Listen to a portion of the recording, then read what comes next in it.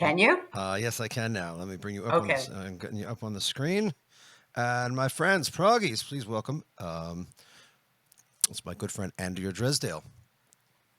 Say hello to the nice people.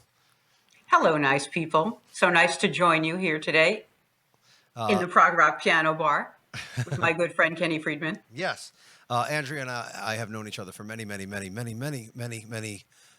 years, and she was nice enough to come on and do a little something different today. And like I said in the chat, if I am answering a question and it leads you to another question, I'm talking to the chat, Andrea. If it leads you to another question and you would like to follow up, once Andrea is done, there will definitely be time for me to stay around and talk for a little bit. So keep notes if you would like. If there's something else you want me to talk about, I have no There'll be idea. a pop quiz afterwards, just so everyone knows. That's right. So Andrea, I don't know if you want to put the my Twitch channel up. You can see what people are saying, but you want to keep the volume down because otherwise it's a little bit of a delay. It's up to you whether or not you want to watch the chat. Well, there's already a little bit of a delay now, actually, like between what I'm saying and what is actually coming out. So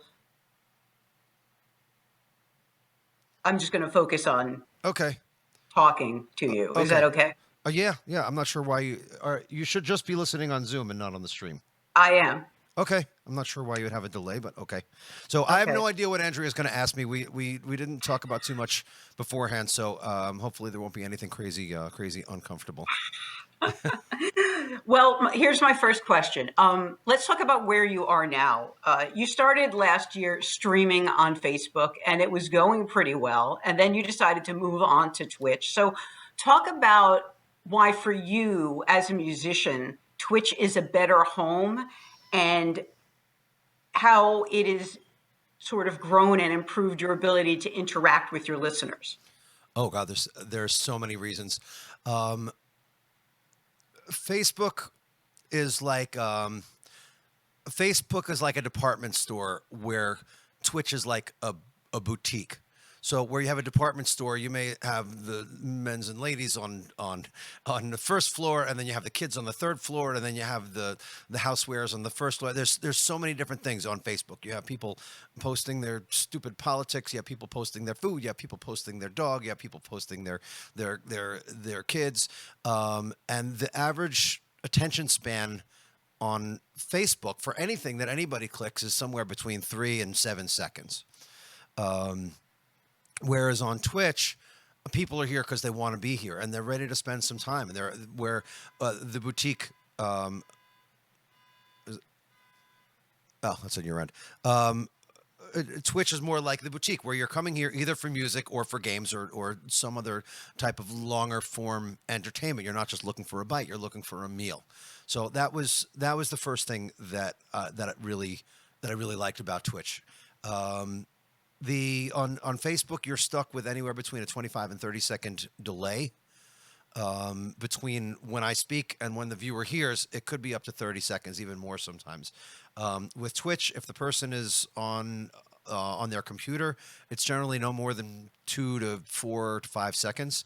On the mobile, it's a little longer. So interacting with the chat is a totally different experience where I can say something funny or clever or stupid or whatever, and I can immediately get that gratification, almost like there's an audience who's actually in front of me reacting to what I'm saying in real time. Where on Facebook, it would be like I have to watch the chat to see if the joke landed or whatever. Can you point to one moment during your Twitch experience so far where you really felt like things were really taking off, where you'd hit sort of a point where it just started growing exponentially, or has it been like a gradual thing? I would say it's been mostly gradual, but there was a moment, I wish I remembered exactly what year it was. I wasn't having a terribly good day that day. I had even considered not streaming because I was not in a great mood, but this was when I was still doing regular afternoons, and we had about 35 people watching. So I was established, but not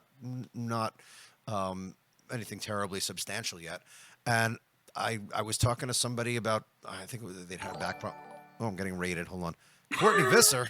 Hold on one second. Hi, Courtney. Welcome, Courtney Visser. We were doing an interview at the moment, so you'll really have a chance to get to know me. Um, and for Proggies, Courtney is one of the reasons that I started on Twitch. She was on with me on Facebook on a channel called Quarantine Keys, and she was doing really, really well here on Twitch, and I saw what she was doing, and we actually had a conversation. She was nice enough to give me some of her time, and she helped me get started on some of the basics of Twitch and the culture and things like that. So we were just talking about. At first, we were talking about the differences between streaming on Twitch and streaming on Facebook, and this is my friend Andrea, who is a professional interviewer, who's interviewed everybody from Mick Jagger to The Who to Billy Joel to pretty much everyone you've ever heard of. And I'm glad to see you guys. Thank you for the raid, Courtney. If you're able to stick around, I would love to play something for you. But so the question that Andrea just asked, was there a moment on Twitch where I really felt like I had kind of arrived, like a game-changing moment? And I was in the middle of a stream with about 35 viewers, and in my chat pops up raid incoming, like you just saw, raid incoming. I was going to say, because I knew you were going to say that as your answer, and it seems to be very, it's very serendipitous that this would happen at this exact moment. Yeah. So going back to the first question, the differences between Twitch and Facebook, one of the significant differences is discoverability, to where on Facebook, there's no discoverability by anyone outside of one, maybe two circles beyond your own circle, unless you're famous, basically. On Twitch, you never know when somebody is going to come running in. Courtney just brought 48 of her viewers over here, most of whom probably don't know me or not familiar. And the discoverability of Twitch is such a draw for me because I can get in front of so many more eyeballs, and there's so much more opportunity to meet new friends, and it's awesome. So anyway, I digress. All of a sudden, my chat says raid incoming. It's great. And then it's the letters 9K come up. It's like, what do you mean 9K? Get out of here. So all of a sudden, I get this, my screen just blows up with emotes and chat messages. Actually, right up the screen went a giant graphic, not emote graphic, but like a character. It looked like a giant penis. And I was just like, oh, I can okay. see why this was, a memorable moment for Yes. So I see this giant penis go up my chat. It's like, all right, somebody's trolling me. They said I was going to get a raid, and it's just a big giant penis, and ha ha ha, Kenny's or whatever. And that is the first time that sentence has ever been spoken, by the way. Yes, absolutely. And then all of a sudden, my screen just exploded with emotes, and it was a raid from someone called the Stock Guy. Who was a day trader kind of person. He was one of the types of people who was involved in the big the AMC buy off a couple months ago when they disrupted all the hedge funds and stuff like that. So he has anywhere from 6,000 to 12,000 people watching him at any moment of any day, Monday through Friday. And for whatever reason, just at random, he decided that he was finishing his stream and he was going to raid me with 9,000 people. And I think Courtney, if you're still in the chat, Courtney, I think that you got a Stock Guy raided also, right? Didn't he come and raid you? So from that raid, because I had so many people, I ended up on the front page of Twitch because going back to discovery, if somebody's looking for somebody new, if they hit the discover button and they want to discover music, the person with the most viewers is going to show up at the top of that list. So all of a sudden now, instead of being buried down 70 people in the list or whatever it was, now I'm on top or towards the top. And it was just from that point on, my viewer averages probably close to doubled from that day. And that was definitely a game changer, that big raid. And I wish I could get in touch with the Stock Guy to thank him. I tried sending him a message. I don't know if I whispered or on Discord or whatever, but obviously there was no answer. He's got so many people watching him, and it's like, it's like messaging Billy Joel or whatever. You don't know. You're just kind of throwing it out into the air. Well, that leads me to my next question, which is, when you decided to do this, you decided specifically to do it as a prog rock piano bar. which is different from what you were doing on Facebook. Did you feel that that sort of type of music or that type of audience was being underserved on Twitch, and have all your subscribers sort of confirm that nobody else is doing anything like this, or we're really starved for prog rock, there's not enough stuff like this out there? So I had I had heard of Twitch. I didn't know too much about it. I was doing very well on Facebook, and I was hearing about it from a lot of different areas. And I don't have enough days in the week. I was doing very well on Facebook. We had a very loyal fan base on Facebook between Quarantine Keys and my Jukesters community. And Wendy, my wife, Senorita Wendita, she works all day, and she would come home at night. So I'm already streaming 3 nights a week at this point. How many nights a week do I really have to do this, and how much can my voice even stand? But I was watching one night. I was watching our friend Laura Wiley piano. Shout out for Laura. Laura, she was the one. She was doing a little presentation about Twitch on Facebook, and she wasn't speaking directly to me, but she may as well have been. She said, "People on Twitch will find you if you're doing something unique and something that nobody else is doing." And I looked around based on that. I looked around Twitch. I said, "Is anybody doing this kind of thing?" 'Cause I had done a couple of prog rock shows on Facebook, and they were very well received. And it was so much fun. It was something that I wanted to brand, and something that I wanted to do regularly on Facebook or somewhere. And then I kind of put two and two together. And I said, maybe I can just do this prog rock, because I don't, like you said, it's underserved. There's nobody else really doing this. Certainly not in a format where it feels like a piano bar, but you're getting a whole different style of music.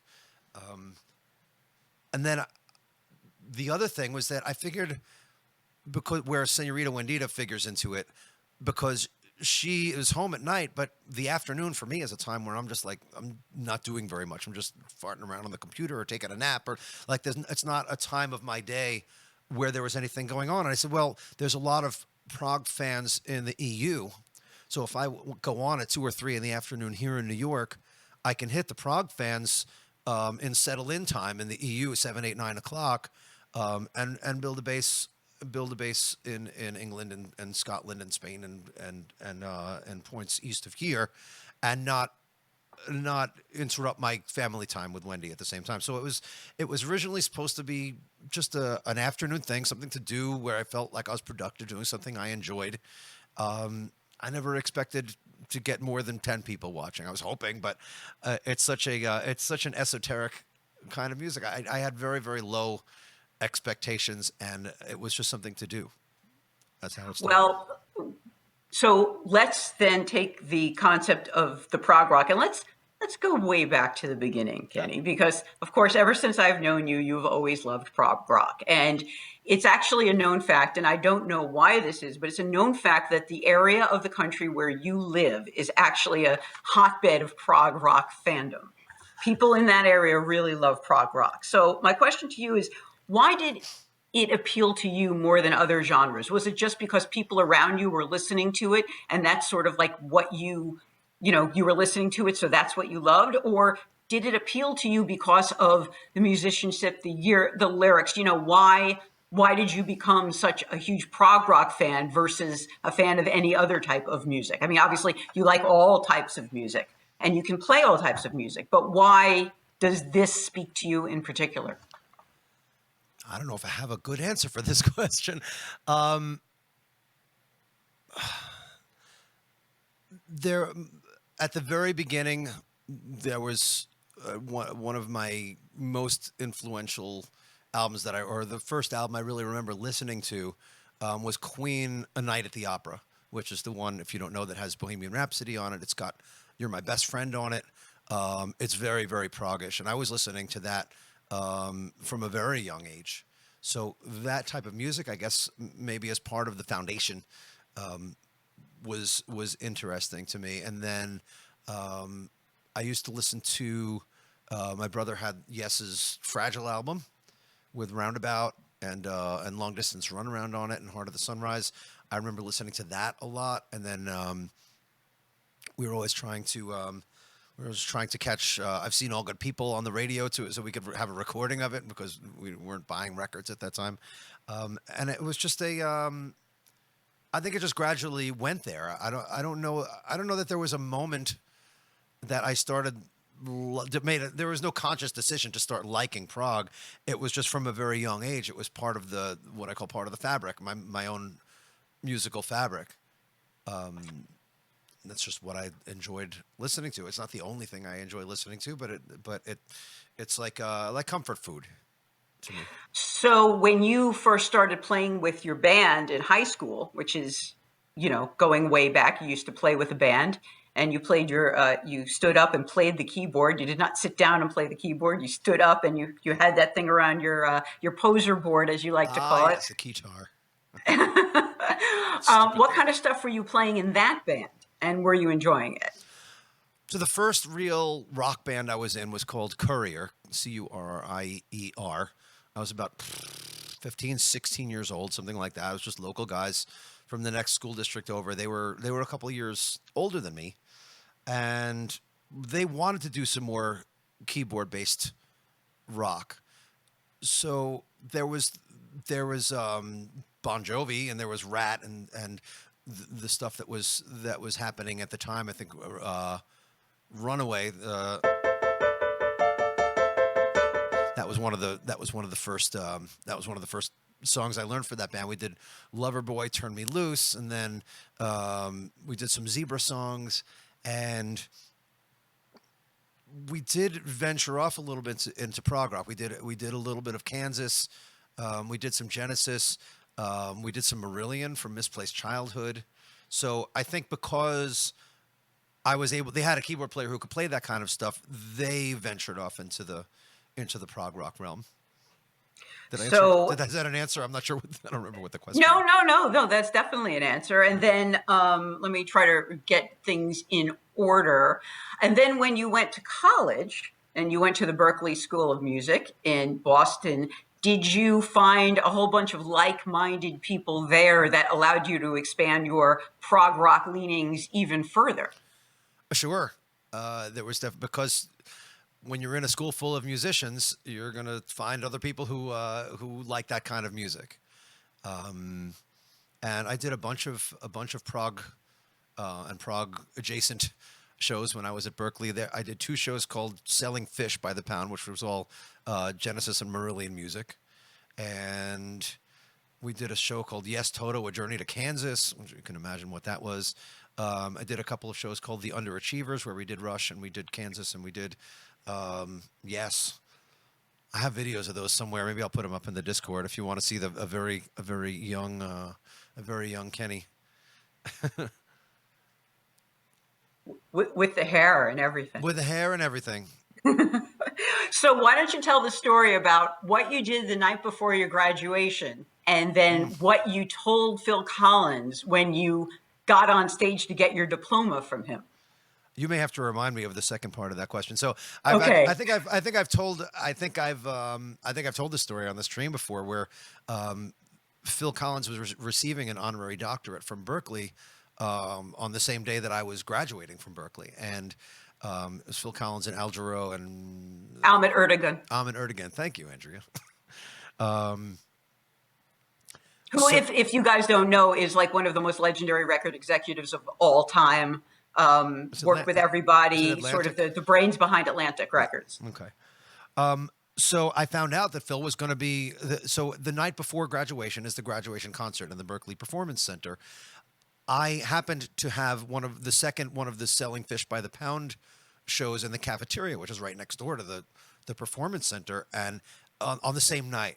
And I was like, holy shit. So I sent him a letter, and this was, without dating myself too much, this was before email. I actually wrote him a letter. I found out the name of his management, and I sent a letter to his management and said, hey, it would be great if Phil could come over and watch the show. My 20-year-old self with stars in my eyes. And of course he didn't. But a couple days later, a couple weeks later, I did get a letter back from Phil, signed by Phil, that said, "Sorry, I'm not going to be able to make it because mail took longer those days. I'm going to be tired because I'm flying in earlier that day." But what did I? I'm looking over here because there's a screen up here, but you're here too. What is it that I said to him when I? You, you said that when you went up and got the diploma, and here you are, meeting Phil Collins, the man who has created so much music that you like, and you said, and I quote, "You should have come to my show last night, man." I think I do remember that. I don't know what his reaction was. I've met Phil Collins several times, and he's kind of a grumpy guy, but I think he does love his fans. So, Yeah. although I do seem to recall, I remember once. I digress. I remember I was interviewing Phil once, and it was right around the time that Finding Nemo came out, and I asked him if he felt prescient because of Scenes from a Night's Dream, and I had to actually remind him that in that song they mentioned the word Nemo. He didn't Oh, remember okay. that. I was trying to figure out where you were going with that. Scenes from a Yeah. Night's Dream, by the way, is from and then there were three album, and it's got all. If you like crazy time signatures, that is your song. It's a crazy. That's like a really benchmark prog kind of song. If you want to check it out. So now doing the prog rock the prog rock jukebox, I'm sorry, the prog rock piano bar, I would assume that you've had requests that you maybe were not familiar with. Has doing this expanded? I mean, I don't recall you ever doing like Porcupine before or anything like that. Have you learned about a lot of prog rock that you were not aware of, or great songs that your followers have introduced you to? For sure. Well, one of the nice things about Twitch is that you can curate your own playlist. There's an app called Streamer Song List. So when I was first starting on Twitch, I just went through all of the prog bands, picked out all the songs that I know and all the songs that I could play, and I put them on this song list. So people were only picking from songs that I knew that I could play, which is, I mean, that's so much better than what we were doing on Facebook, where people throw in a request and you hope you know it, and if you don't, you gotta put in a backup, whatever. So it was nice to only have songs that I knew how to play on the list. We've developed a community and a Discord here on the Prog Rock Piano Bar, to where people have pointed me in the direction of some cool new music. I have been getting much more into Porcupine Tree, a band that I was aware of but never really knew anything by. I just added one of their songs to my song list called Lazarus, and there was another one that I heard, a band called, I think they're called Frost. And the song is Mm-hmm. Hyperventilate, and that's another band that I'm going to have to look a little more into, because it's a little newer prog, but it was really cool stuff, and good piano stuff and all that kind of things. Has of that list that you put up where people were requesting, is there a song that nobody has ever picked off that list and you keep on waiting for them to do it? There's a lot of Marillion and Fish songs that are on the list that they just I haven't quite found the people that, like the diehard Marillion and Fish fans yet, who have come in and requested those songs. So there was one night a couple months ago where I did a stream called Sacrificing Virgins, where people were only allowed to pick songs off the list that had 0 plays, because Streamer Song List keeps track of how many times you've played each song and when you played it and things like that. So we called it Sacrificing Virgins, or Virgin Sacrifice, or something like that. And it was only songs that I never played before, but there's still some on there that I haven't played. How do you prepare for a typical show, or do you not? Do you just wing it? I generally do a little bit of vocal preparation. I try to warm up a little bit. Either I steam or nebulize. Usually take an Advil, put some CBD lotion on my throat, do some Heroin? heroin, yeah.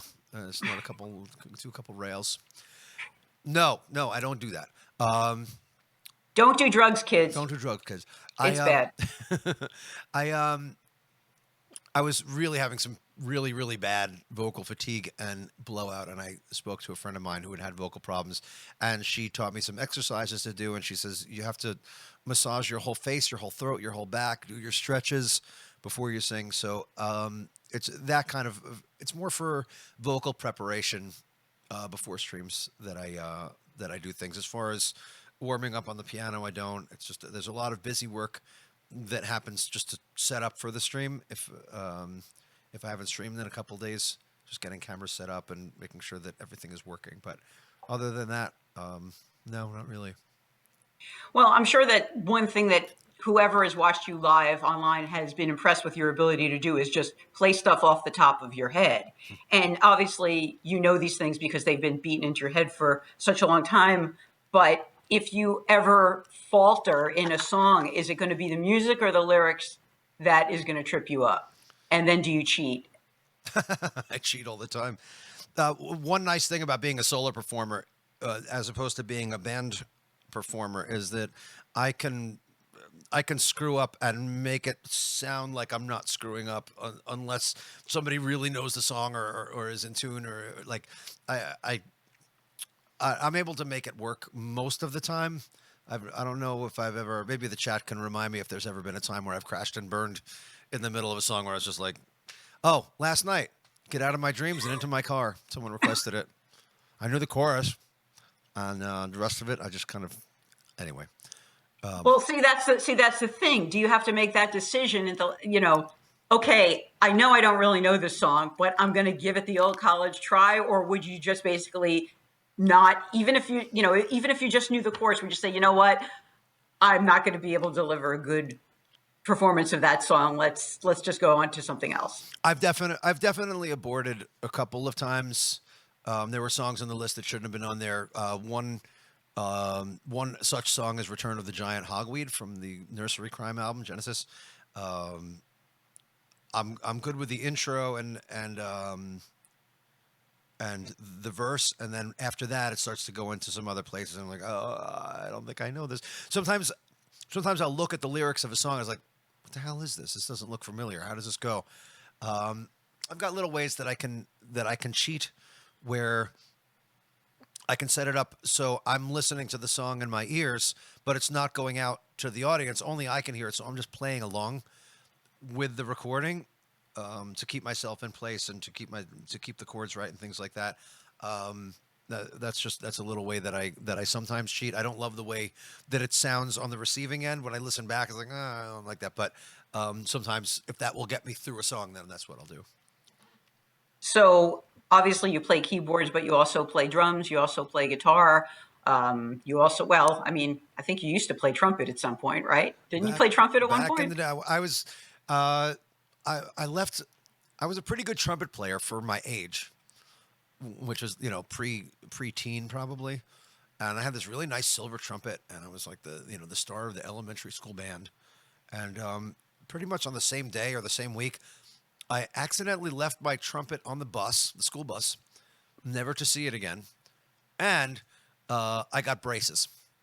So with those two things happening at once, just converging, it was just like I never played the trumpet again after that. Is there a song that you've really wanted to play, but you just can't crack it because it's just too, I don't know, the time signature's too effed up, there's too many things going on, you just can't get a handle on it? Or has no song ever defeated you that you wanted to learn? This goes back to the last question, where when I'm playing by myself, I can make it work. But there's a song by Rush called "Turn the Page" from Hold Your Fire that I wanted to do. I do those collaborations with Scott Firestone playing drums, and it's the one that goes.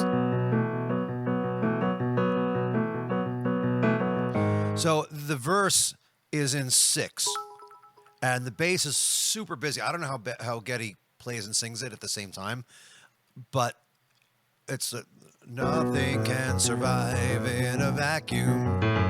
No one can exist all alone. And it's just like there's no freaking way that I would be able to really solidly keep the time playing with a drummer where it wouldn't just be a total train wreck. So I can honestly say that that song is definitely defeated me when it comes to collaborating with Scott.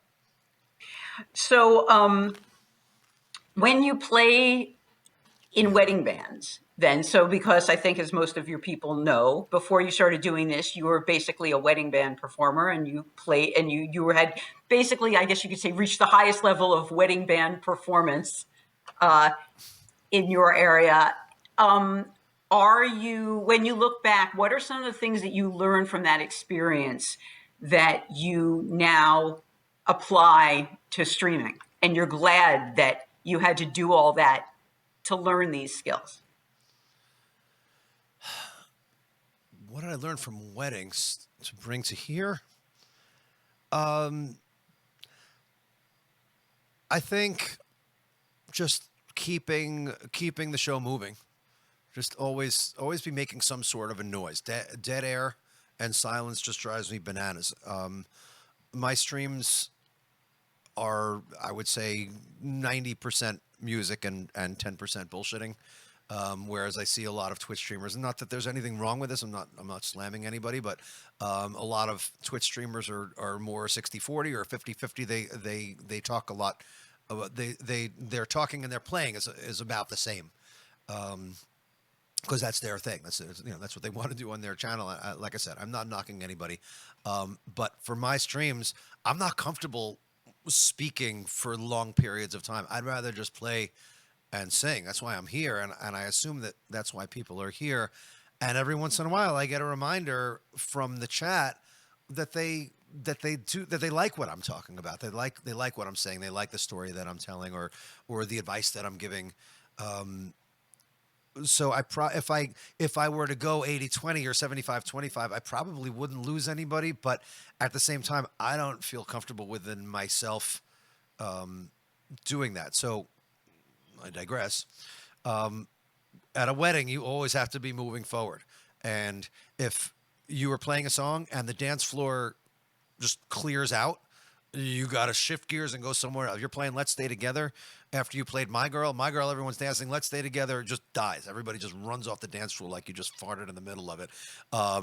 Before the end of Let's Stay Together, you're straight into September or another. So you have to try something else. So it's always just keep moving forward, keep the show moving forward, keep the show moving forward. So I guess if there were something I took from weddings to Twitch, it would be that.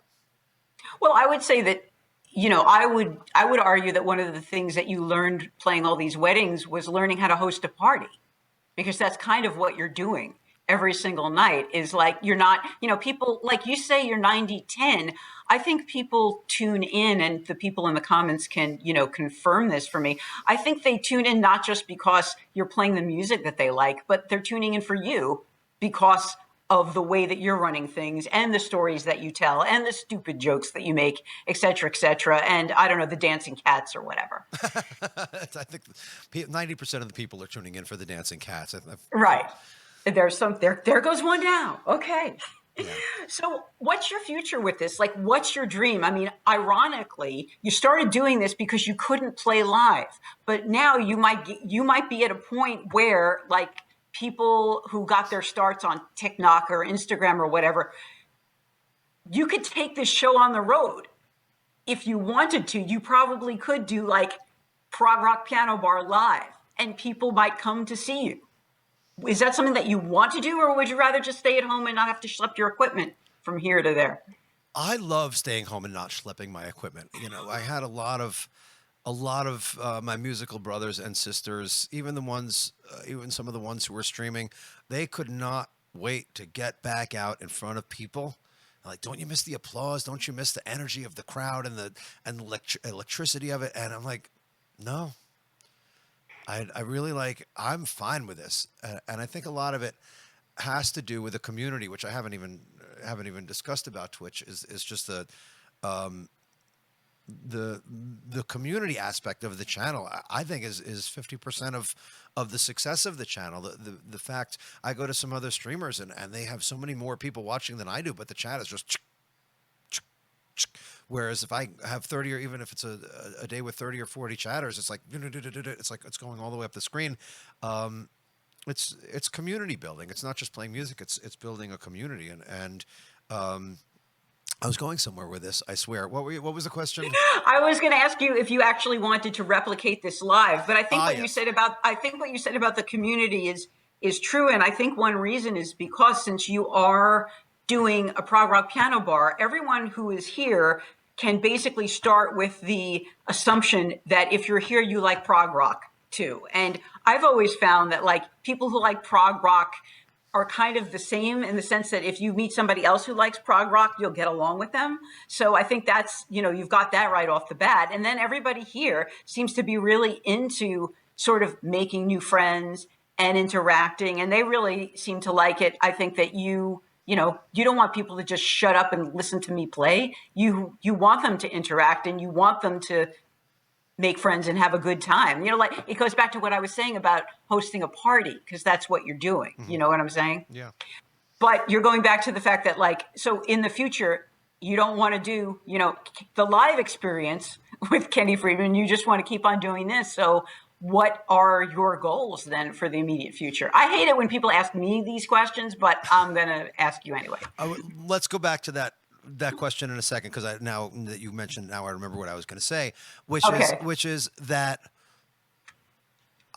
why should anybody have to go out? Why do you have to get in the car?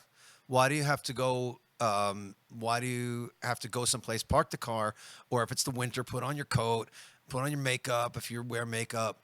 Go deal with the drunks at the bar. Go have to stand at the bar and wait for the bartender to know that you're there, and then you gotta you pay whatever you pay for the like.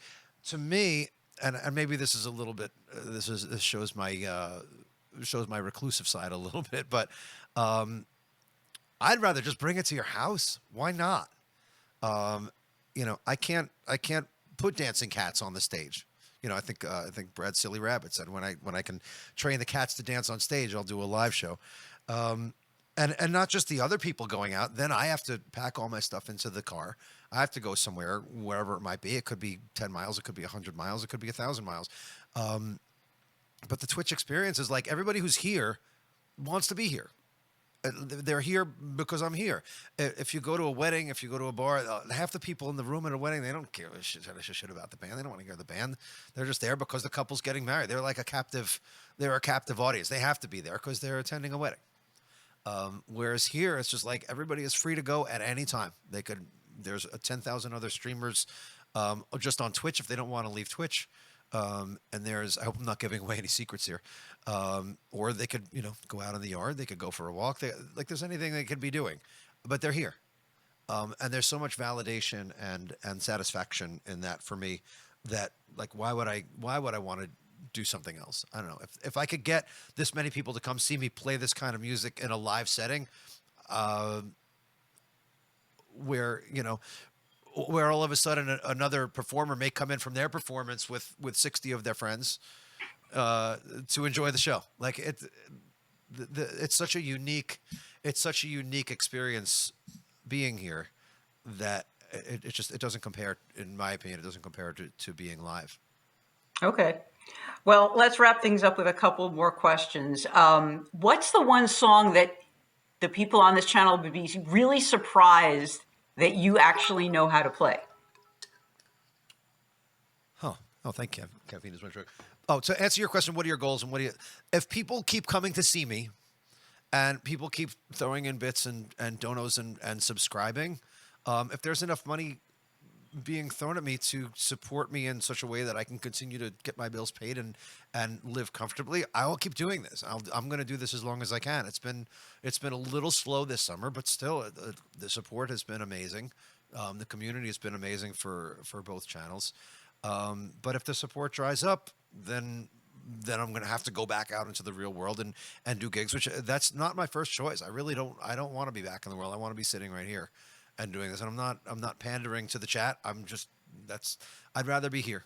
I'd much rather be here playing this music that I love. This is like, I've said to Wendy so many times at bedtime, after I finish a show and it's 20 minutes after the end of the show and my teeth are brushed and I'm in my bed and I have the greatest gig in the world. Like what could be better than this? There's no lifting.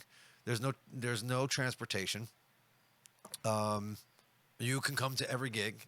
and I'm playing the music that I absolutely adore playing for people who absolutely want to be there. Otherwise, they leave.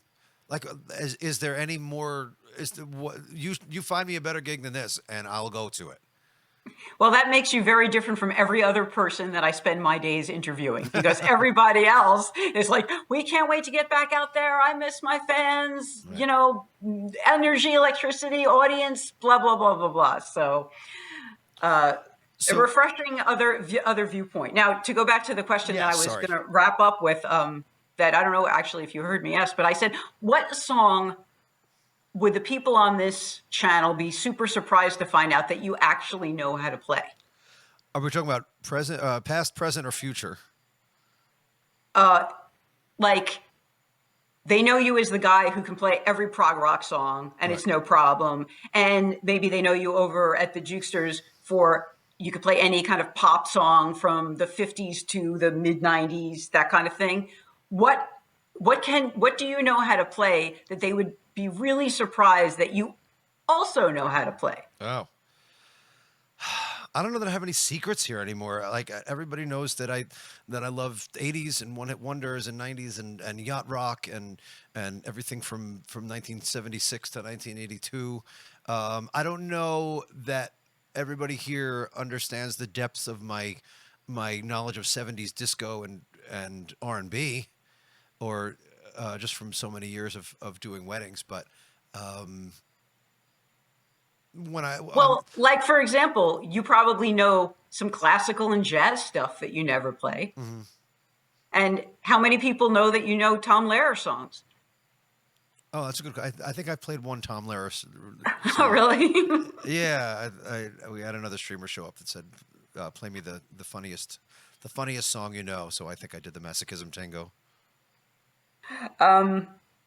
Well, there's also one, you and I talked about this before, so this is the only one that we pre-talked about. I'm going to throw it out. Is Kenny and I thought that it would be fun for everybody to try to guess what the first two CDs Kenny ever bought were. So you can leave your guesses in the comments, and I'm sure Kenny will give you some sort of prize if for some reason you actually manage to name the two albums that Kenny bought on I may CD. have disclosed this at some point, but Okay. Well then, you know what? Then you deserve a prize because you've been listening very, very carefully. The last question I'm going to ask you is this: Gary, great brother or greatest brother? greatest brother, my brother Logan Five Runner is in the chat. He says I should do a '90s wedding theme. So my brother is he's my sisters were more into the fluffy pop stuff when we were growing up, and my brother was the one who was listening to classic rock, and he was the one who was always trying to pull me in that direction. Come on, Kenny, listen to this music. It's so much better than that other shit you're listening to. And he was trying to get me to listen to the classic rock station at the time was WPLJ in New York. And he was the one who had A Night at the Opera. He was the one who had Fragile, and he was the one who had the Yes songs, the live album. So musically, he certainly pulled me in this direction, and then and now later in life, he's helped so much with a lot of the computer stuff. He's like the family computer guy, but he's helped me with a lot of stuff.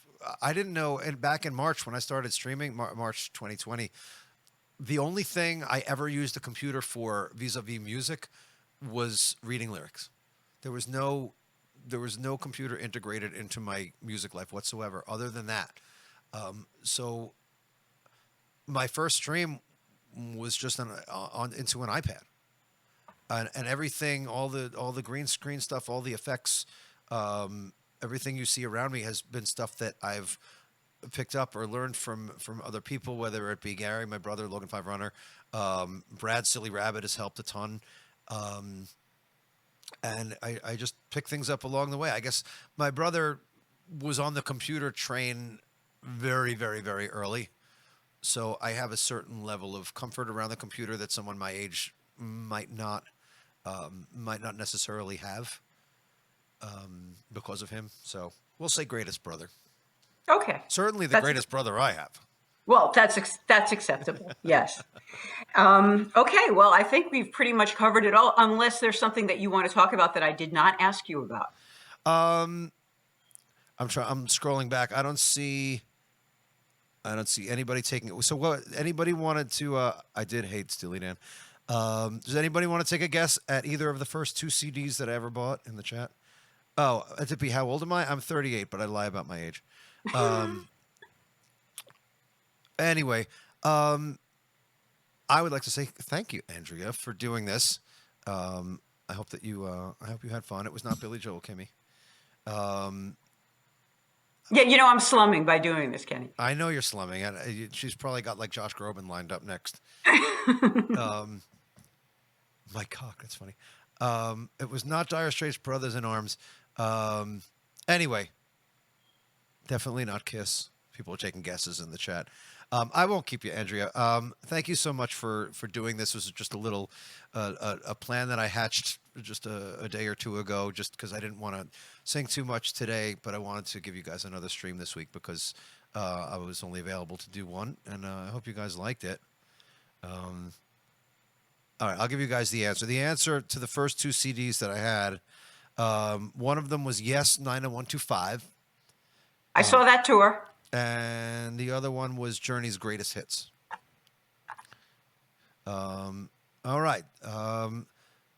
Andrea, do you want to plug anything you have coming up, or is there anywhere people can find you, or if they want? I mean, I'm on Instagram, I'm on Facebook, but I don't really have anything to plug. Just back to the salt mines for me. Closer Halo would like to know if you publish. Do I publish, my written material? Well, yes, but I suppose if you Googled me, you would find some stuff that I've written. That's a hint. Okay. Yeah. All right. Well, thank you, Andrea. And for the chat, if you guys have any follow-up questions, I'm happy to take them. Andrea, I'll say goodbye. Thank you so much for doing this, and I will see you later. Send you a thank you, everybody. I hope you enjoyed. All right. Thank you. We'll see you soon.